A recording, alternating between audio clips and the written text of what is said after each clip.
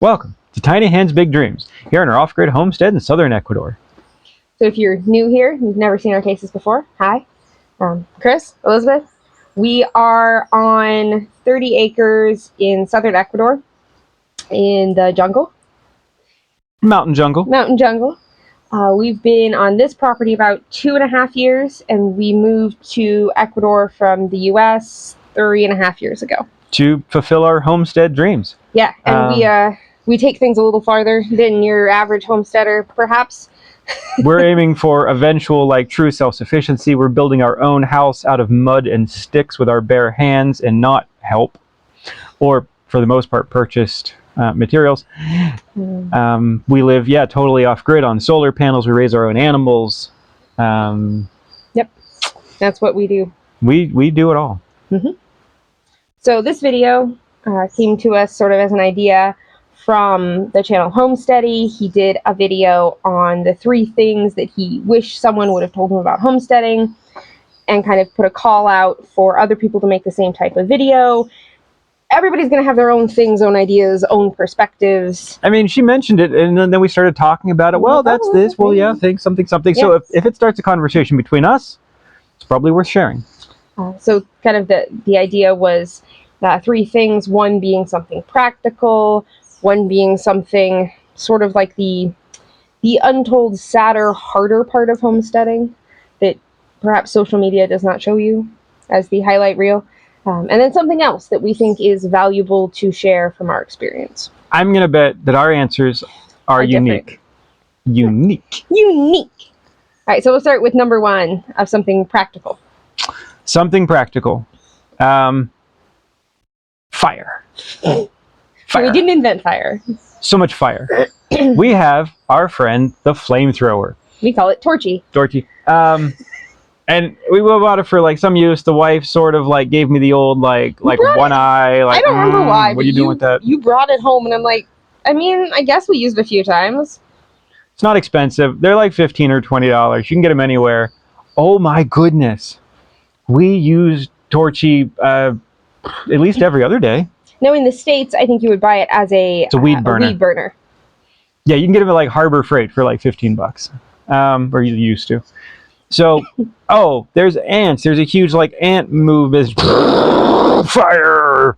Wasp nest. Hey, there's a big wasp nest hanging on the side. Actually, there's burn spots on the side of our house where the wasps just suddenly build a nest and they attack when we put up laundry. Fire! And they're all just gone. That's the end of that. We also use it on it's eco-friendly. Every single thing we've ever built. There's no pesticides. There's no danger of health. There's things. There's just instantly the problem is gone with fire. And we treat all of our wood for all of our animal structures, our house that we're building. Everything is treated with fire. Treat it with fire, which is also very cheap and bugs no don't chemicals. Eat it, and it doesn't rot. Right. So and then for parts that go in the ground, burn the schnoggles out of it. If you've ever dug up something out of your yard and you're here's an old piece of burned wood. Wow, that might have been in there for 50 years. Hey. It's still there. Still there. So we have used it so incredibly much. I've never heard anyone else talk about it except for maybe as a weed burner, but bang for the buck. It for that too. Yeah, get a Torchy. And we use it on a slightly too large propane tank that you have to haul around, which is kind of a pain. We can't get it here, but if you could have a smaller tank. The standard barbecue tank would be great. Great. But it's, other than the size of tank, it's portable. Yeah. We've hiked all over the place with that. Oh, yeah. No, it's become an invaluable tool that solves a lot of problems. It's so easy. I can't imagine not having it at this point. Get the Torchy. We built a beautiful chicken coop, torched all the nice hardwood, which you're it's beautiful hardwood. You should sand it all up and finish. Nope. Torched it black, put it up there, lives in an extreme environment. We did a whole video on it. Doesn't degrade, is beautiful sitting up on the hill. Lasts a long, long time. Okay. Torchy. All right. Number 2. Which is ironic. We think about what our number 2 is. Okay. So, something people don't talk about is the person with which you choose to do this life with. This question comes up a lot, and we see it in forums and on message groups of like, how do I convince my husband, wife, significant other thing, whatever, I saw it again this morning, to go off grid, to homestead, to raise our animals, to homeschool, to whatever part of that. Convince, huh? We have watched that fail so many times. If you have to convince your partner of something, it's probably not really what they want. You can introduce them to it. You can show them. You can go and like look around and see people that do it. You can sort of taste it. And If talk about they it, you can don't like the taste of it, you're not going to have a good time on that adventure, because let me tell you, it requires backup sometimes. There's things that happen between us where it's both of us. It's not like one of us can do all of it and the other can just go like, no, I'm playing my computer games or she's off shopping or something. No. Now, that may not be the case for everyone. I've definitely seen some couples make it work where really only one of them is homesteading and the other one is working or has a different life direction. And it works for them. Stressful. I just think that you have to agree on that. You have to be like, hey, I really want to homestead. I know you don't. And you have to be genuinely okay with it. Genuinely okay with taking on that role if you want to continue working your job or whatever it is you want to do. You have to be on the same page. Yeah.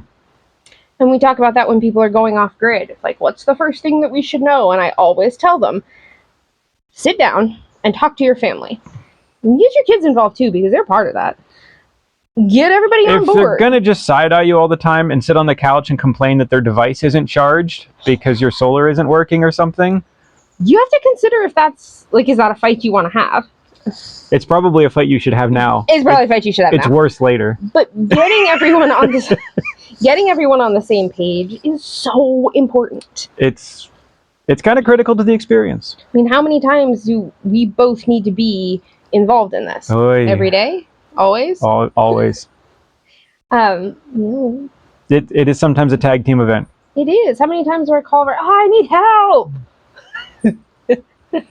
Because something with an animal or somebody's wrapped up with a thing, or there's a something and things that just falling down the hill. Stupid goats fighting with me, or okay, I think we just call all the things like goat problems. Yeah, they're not all goat problems. Sometimes they're pig problems. Sometimes you physically need more than one person to do a job. You do. Yeah. Sometimes, as we have just experienced in the last few weeks, someone's sick. Now, we all went down sort of in weird succession with illness. Always seem to go down at slightly staggered intervals. Because otherwise it would be a giant disaster. Everybody would die. Which meant each of us had to step up, had to be willing and able to step up and take care of basic needs around the homestead. I spent, 3 days in bed? Yep. I spent 1, maybe 2. Just couldn't, I couldn't human. It was bad. And then there was a point where the 11-year-old was the only one who was capable, and luckily he is capable, and was able to take care of the animals and keep everything okay. And when needed, he stepped up. And we each did when we needed to. And if it had only been you that wanted to homestead, and I was like, nah, I'm out. I'm not going to go with your animals and things. What would have happened? Exactly. Like, there's not... You've got to... Now... It's got to be a team event. While it is a team event, I also think, my love, it is very important to have self-awareness in your relationship. Understand, like for us, we are together 24/7, almost. We'll get to that. We spend all of our time together. We do. All of it. That does not mean we work together on a project. Like, we'll work on our house. We like each other, and we would like to continue to like each other. She's working on a wall, and I'm working on a roof. Not same wall. We do not work on the exact same project together. It turns out that we do things in opposite ways and in different styles, and... Mostly the end product would be the same. It's the same. But to work together is just a disaster. So we have learned also, to simply not. We did a video way back when on why you shouldn't sleep together. This is actually somewhat controversial, but if you look up the research, length of marriage is absolutely correlated to sleeping apart. Separate rooms, statistically, the marriages last forever.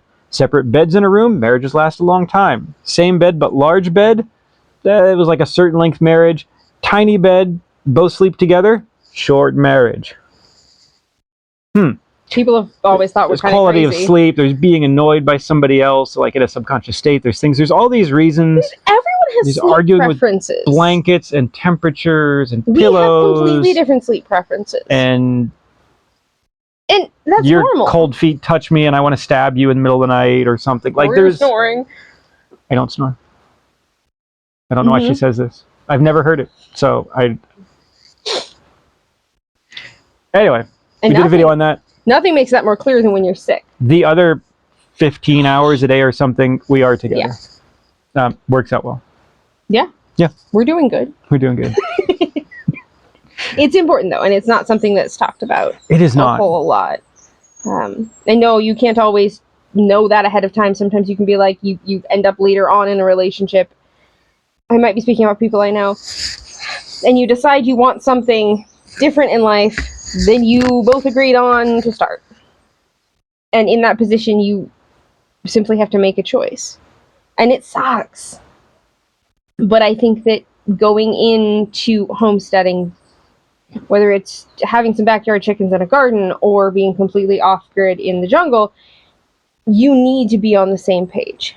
If you're gonna go whole hog on it, you could hobby it. You could have some chickens things. You could do a little bit as like your little personal hobby thing. But if it's going to be your entire lifestyle, and you're gonna move, like we did, way out in the boonies off grid, you've got to be both fully in. Yeah. Yeah. All right. Okay. Number 3. This is not as pleasant. It's not as pleasant. It does tie into being on the same page. It is very important. And being a support system to each other. Because there are times on the homestead where things go terribly wrong. Yep. Yep. And guess who you call? Yourself. And or if that doesn't your work, other person. your other. And that's it. Like, that's your support structure. That is like, oh my gosh, this is all terrible. Somebody come deal with this. Nope. It's you. So, if you are going to raise livestock, things are going to go wrong. Whether it is the big wrong, which we have experienced, or the multiple small health issues that we deal with on a regular basis.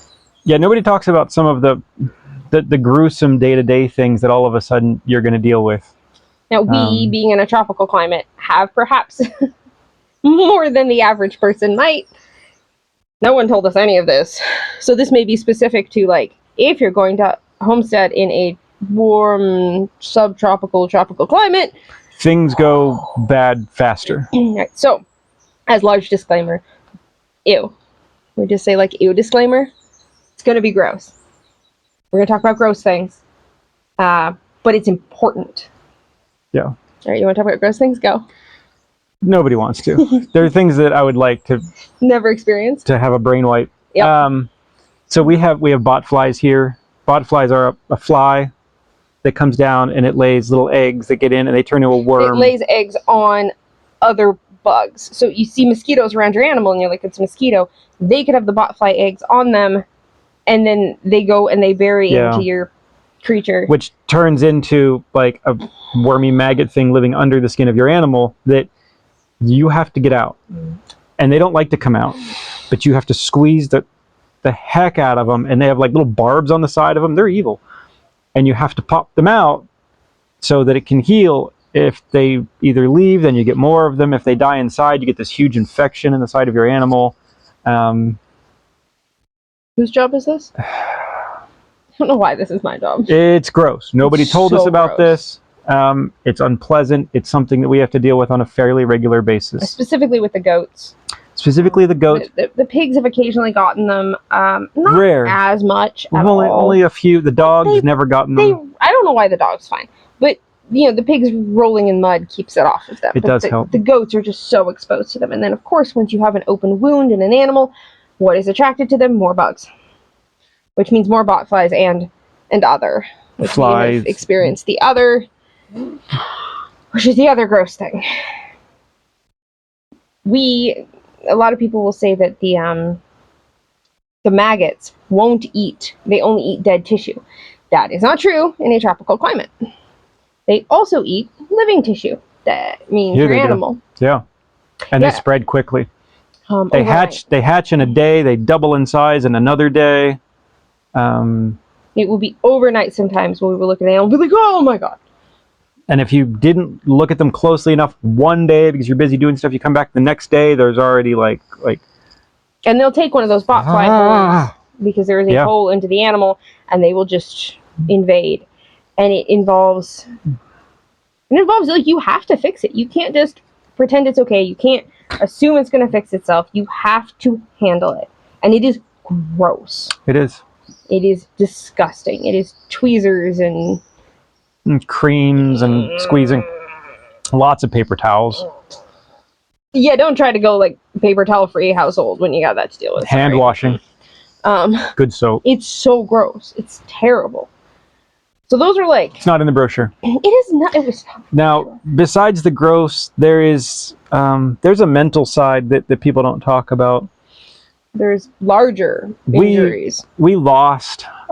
We had super pigs that we were raising, which is a special cross. We did a video on that too, of a pig that was a very special find. He was a cross between a meat breed and a more, they call it a criollo, but a heritage. A heritage. And we crossed it with another heritage. And what we got was this most amazing, beautiful, fast-growing pig that had the perfect ratio of meat and fat, and they're just amazing. Now, the big boar, unfortunately, he hurt himself. He messed up his back. We think he actually broke his spine. Fine one day, everything's fine. Next day, he's a 500-pound boar in the mud, and this is an unfixable injury. He's like a member of our family, like it was Wilby, and we're like, we can't fix you. The first thing is the caring for an animal that is injured or very, very sick, which is not for the faint of heart. It is time-consuming. It is incredibly stressful. I call it the walk. When you know you have a sick animal, and I'm always the first one up, so I'm always the one going and checking on the animals first, and it's the walk of, is this animal still going to be alive this morning? And I have done this walk so many times, and I hate nothing more than the walk. Yeah. So there is just the emotional aspect of even just having a sick or injured animal. Yeah. And it is not small. And then there is the very difficult decision if nature has not taken its course with that animal. We tend to hold out for the best. We tend to hope. We tend to give every bit of care and effort that is humanly possible. We go further than most people, but at some point, like with Wilby, there's no chance of him getting better. It's not even a slim chance. It's a 0 chance. We tried for like a week to baby him, and his health was going downhill, and he was just more and more things going wrong, and he can't move. And he was in so much pain.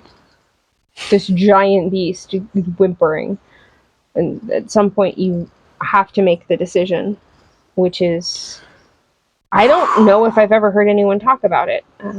There's sort of 2 routes people take. I have a sanctuary farm where they're all pets.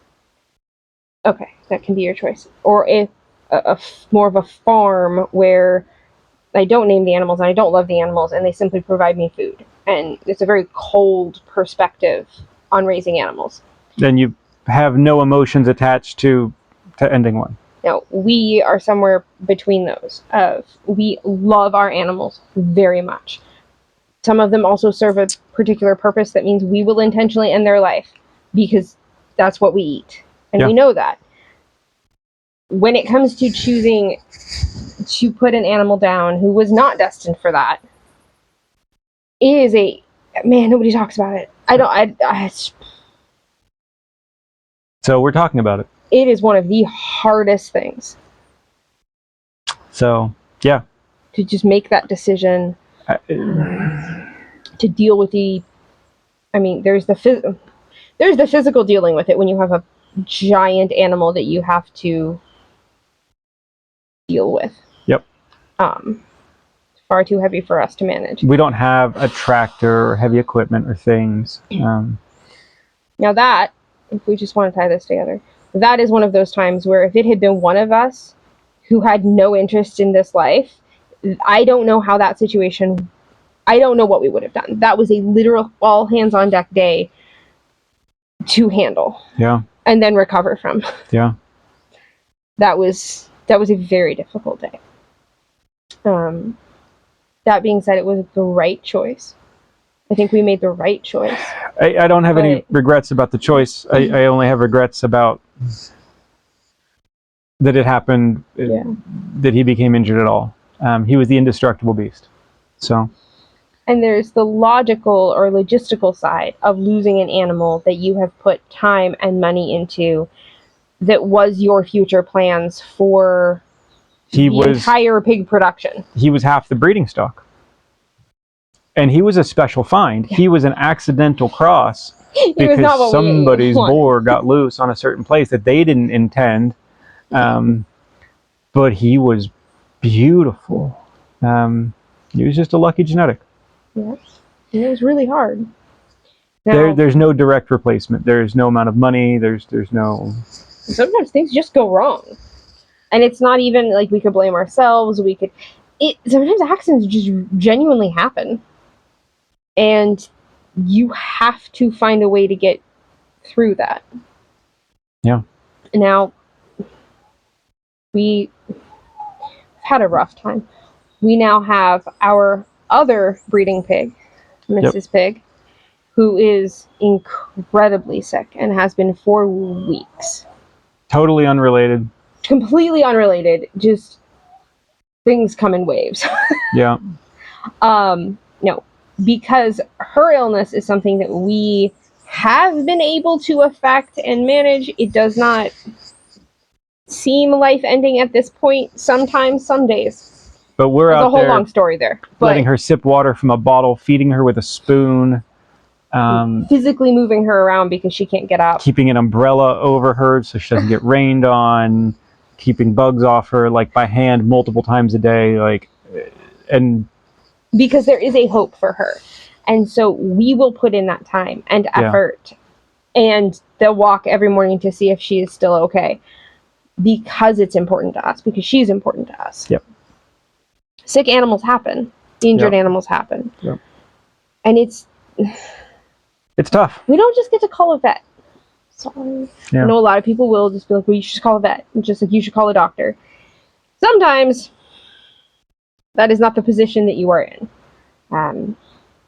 Also, we actually, strangely enough, it's a different story, but we actually had a vet here who kind of didn't know what to do with her. Because sometimes you look at an animal and you're like, you're not sure what's wrong because it's a pig. I mean, yeah. So there's a level of you have to be responsible for yourself and for your animals and make the hard decisions. Yeah. And sometimes it is harder than others. That is true. Sometimes you have to snork a tiny piglet. When they're not looking.